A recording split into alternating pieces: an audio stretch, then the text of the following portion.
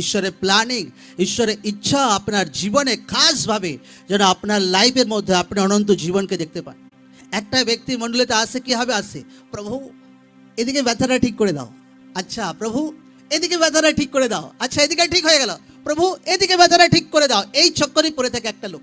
কিন্তু ঈশ্বরের প্ল্যানিং কি? সেই ব্যক্তি যেন ঈশ্বরের সচ্চাইকে জানতে পারে। ঈশ্বরের প্ল্যানিং কি? সেই ব্যক্তি যেন ঈশ্বরের উদ্ধারকে জানতে পারে। ঈশ্বরের প্ল্যানিং কি?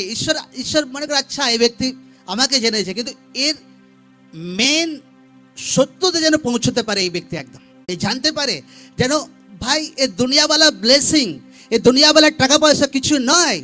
হ্যাঁ, আগে ঈশ্বরের অনন্ত জীবন মেন আছে, ঈশ্বরের ইটারনাল লাইফ মেন আছে, সেটা মেন আছে।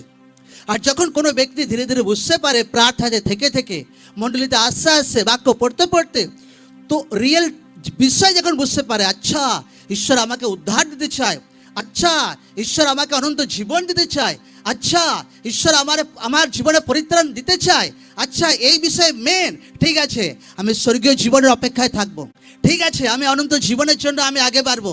তখন সেই ব্যক্তির জীবনে ঈশ্বরের রিয়েল জীবন শুরু হয় প্রভু যীশু জীবিত নামে।